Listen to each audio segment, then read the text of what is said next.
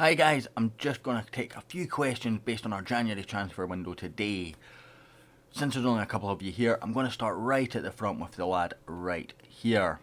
Hello sir, we understand the deal for Rob Holding was one that was sanctioned by the board and not yourself. Is this something we're going to see more of going forward?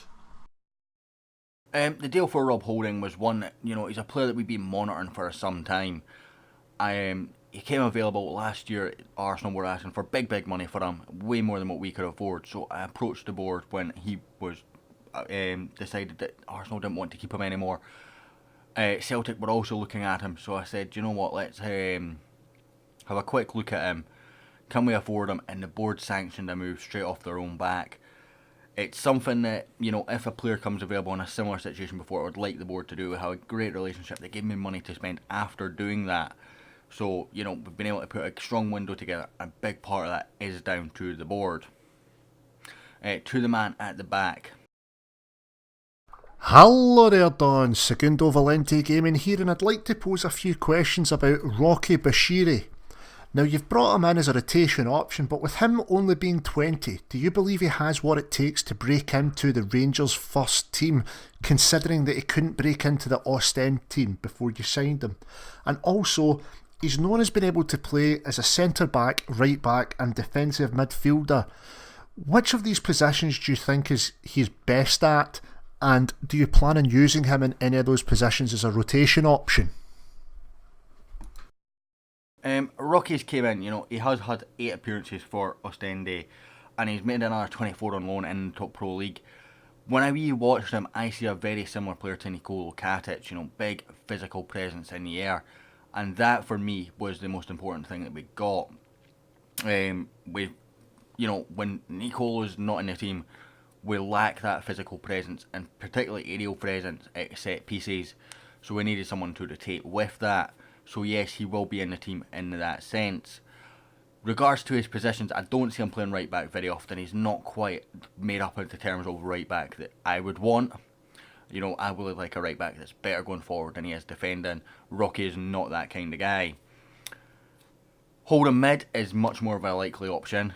Obviously, Jordan Rossiter has just picked up an injury that will keep him out for a number of months now. So hopefully he will continue on his recovery and both Nicolo and Rocky can cover in for Ross McCrory when we need cover there. To the man on the left. Hi Don, Gamer James here. I just wanted you to evaluate the transfer window as a whole. You've brought in an awful lot of players for quite big money. In particularly John Hughes from Hibernian looks a real prospect. How excited are you to have him in this squad? Do you think these players will help you progress in Europe this season? And what are your chances of clawing back that massive gap to Celtic this season? In terms, I'll start straight away with the terms of Europe. Europe's going to be tough. We're in the last 16 of the Champions League. There's no any bad teams left anymore. We've got probably about as good as a draw as we could have in terms of what we could get, but it's still not an easy game by any stretch of the imagination. I don't think maybe progression beyond maybe this stage would be realistic, and even then, that is going to be a big ask. The gap to Celtic is, 11 points, and it's going to be tough to bring it back. I think players that we've brought in, John Hughes might not necessarily come straight into the first team, but he's played 11 games for Hibernian this season, scoring 2 goals. 9 of those starts, not including his European and Cup performances. I think that for a 17-year-old player to have that level of first team experience at this level was for me a no-brainer to bring in. The window as a whole, I'm fairly content with what we brought in.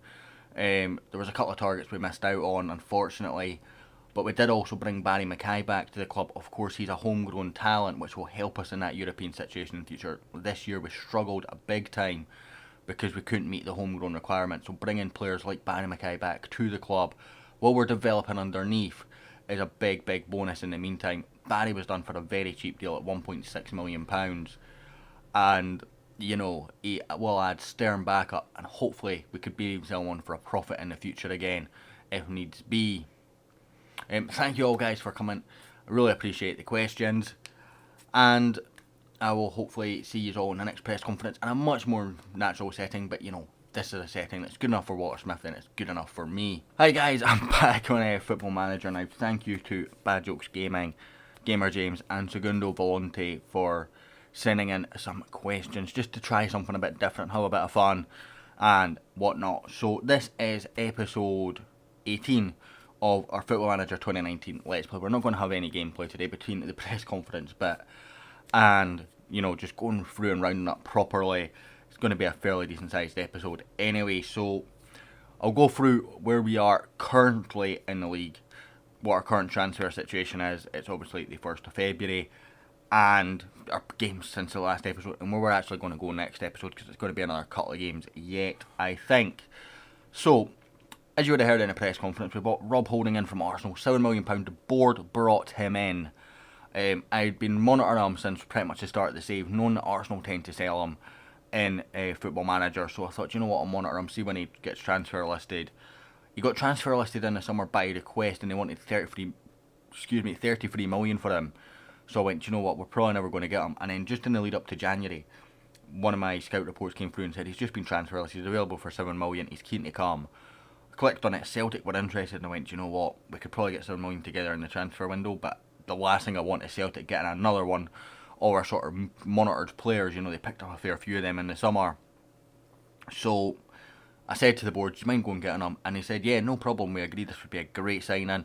So off they went, £7 million. His contract is not quite what I would have looked for. In all honesty, you know, it's a lot of money there. Highest wage by a country mile, top sell-on fee percentage, decent royalty fee. It's not ideal, particularly when he's not a guaranteed starter by any stretch of the imagination.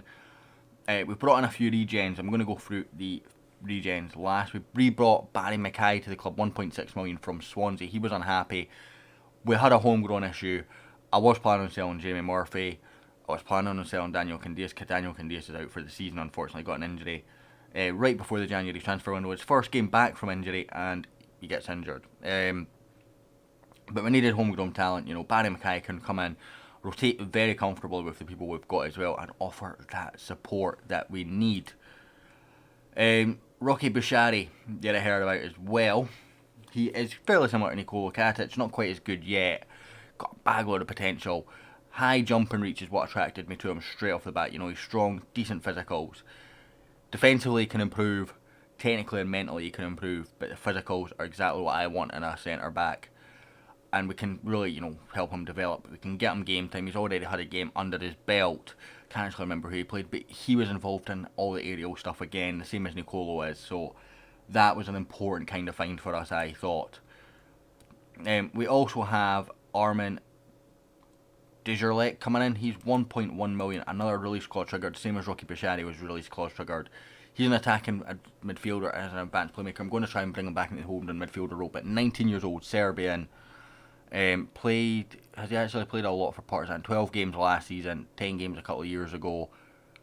Random sort of situation here. I assume that was a loan. That's just not shown as a loan. But you know, he's played, 31 games for Partizan. Comes to us for 1.1 million. It's a bit of a risk because we're having to retrain him down here, but that'll hopefully work. Okay, already worth 3.6 million. Philip Lowry, another real player. I've sort of gambled on him with his personality. He's nowhere near good enough. But what I was trying to do is, you know, we've got a couple of guys here, Lowry and Mark Reynolds, who I couldn't sell. He's out of contract in the summer. So I thought, you know what, I'll drop them down. Knock them into the mentoring, see if we can start developing. But apparently mentoring at reserves level doesn't seem to be working. You know, they're both resolute. But a big part of that issue is the hierarchy. They are highly influential players now. So it wasn't showing that initially, but it's now showing correctly. So hopefully they'll now go up a little bit from estimated influence from light to at least average, but I was hoping for significant, if I'm honest. Obviously maybe game time will knock that on a little bit. So if we go back to our transfer history and scroll down, the rest of them are on the ins anyway, are regens. So we've brought James Innes in. He's already out on loan to Annan. He's a centre back with a bit of potential. Physically, I don't particularly like him, but he's got 4-star potential. He's Scottish, so I thought, do you know what, for the price that we paid, which was £245,000. That's actually quite a bit outlay, but I thought it was worth the gamble. We've got Robert Cameron coming in from Aberdeen. He is a right back with 3.5-star potential. Hopefully we can kick them on. The problem he's got is low determination, which is why I was kind of gambling on, trying to throw some people in with the mentoring down there. And Craig Moffat is another regen coming from Dunfermline. How much did he cost? 45,000. Already out on loan to Dumbarton. He's an attacking midfielder. Again, will need to come back. But again, fairly ready to kick on, I think. Hopefully can go and get some game time. Again, that determination does worry me in terms of his development. And John Hughes is the big regen that's signed for us. £2.5 million, 2.5, 2.6, 2.7 rising to 3.5. That's what we paid for him.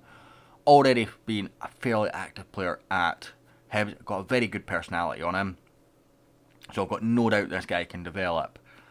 And Dapo Mabudia now has a long-term threat for his striking option. Some issues that you can maybe say, dribbling, crossing, passing, all weak points of his game, jumping reach as well. We can work on all that. He's 17 years old. I'm looking forward to seeing how this guy develops. Argues with officials isn't ideal, but everything else is fairly good. Maybe try and get rid of tries first time shots as well. On the outs, it's mostly loans. So if we go back to Adam Bogdan is the first out, and actually only transfer fee out right now. That's a key point. He went to Austria Vienna for £1.4 million. I just didn't think he was ever going to break into the team. I was happier with Roddy McCrory in there, and I did make another attempt to bring Rajkovic to the club, but a lot of this is just trying to free off wages. So Eker Point's away on loan, Baronis is away on loan, Innes is away on loan, Aidan McAdams is away on loan, Dapo Mabudia away on loan, Moffat out on loan, Brandon Barker out on loan, and Stephen Kelly also getting the loans out. We tried to sell a lot more players, but while this market is flooded, it's going to be difficult. We did manage to get rid of one, which shows that our adding leagues in, it's James Morrison goes away on the 5th of this month to the MLS, which is one of the two leagues that got added. Graham Dorrans is away on a pre-contract at the end of the season to Bristol Rovers. But again, we can't get any bids on him or Jamie Murphy. On Daniel Candias, as I mentioned, is out for 3 to 4 months because he, literally first game back, he tore his Achilles tendon. Also mentioned in the press conference, Jordan Rossiter is injured. He tore his calf in training. That's the issue that he's had as his recurring injury in Football Manager for a little while, after having that big injury layoff in real life. Hopefully he can recover and kick on and rival Ross McCrory, who's really starting to come onto a game. And now actually next season will actually offer us a homegrown option for us, but we do need to register him, whereas this season we didn't.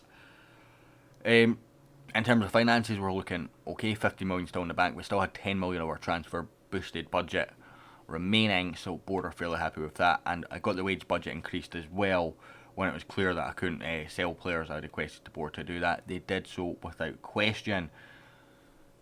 Schedule wise, we've got Atletico Madrid in the next round of the Champions League. That's a bit of a pain. That's where we're going to come back for the next episode, is the first leg of that. Then we'll do Celtic, and then we'll do Atletico Madrid again. Atletico Madrid are probably one of the easier teams that we could have drawn, in terms of we had to play a CD team, a team that won our group, but they're also one of the more organised teams. And since the last episode where we played Lyon, that 1-1 draw getting us through, we played St Johnstone, Stephen Kelly and Ajad as a brace got us a 3-1 win there after going 1-0 down to Matty Kennedy's opener. Kilmarnock we won 2-0, Nicolo Katic and Mazrek on the score sheet. Before Hibs we won 2-0 against, with 10 men rather. Juranovic got sent off. I did appeal that, and if I remember correctly it got overturned. We'll find out when I go down to the Celtic game. But a Ryan Porteous on goal and an Antonio Marin goal got us a 2-0 victory there. If we can click on this Celtic game now. It does. Yeah, it did indeed get that Juranovic red card overturned. We lost 2-1 to Celtic, unfortunately. Jadis opened the scoring before they scored. Then got a penalty. It got saved. Then got another penalty and they scored. Both the penalties were legitimate penalties. I can't argue if it in time I was quite frustrated because it was like, But, it kind of is how it goes. We then played Hearts and we finally got a scorer from a striker. Jadis, Marin and Isaac scoring, De Jurm scoring for them. in the second half. The game sort of died down in the second half, but that goal that they scored was an absolute thunderbolt. We then played Arbroath, a big rotated side, as you can see from the lineup. McCrory, Barry Mackay getting his first goal in his return, and Lawrence Shanklin braced to get us a 4-1 win over Arbroath before a 1-0 defeat to Aberdeen. I did try and sign this Ben Mackey during the window, but it was clear no deal was ever going to be done. And then we played Inverness Cali, a 2-0 victory there. It wasn't a great performance before another poor performance against Motherwell, but we got a 2-0 victory in the end. We've got a few more games to go to before the next episode, so I'll go through them then, but I thought I'll go through them just now, break it down a little bit. Thank you so much for watching. If you enjoyed, hit like, hit subscribe, and I'll hopefully catch you all next time.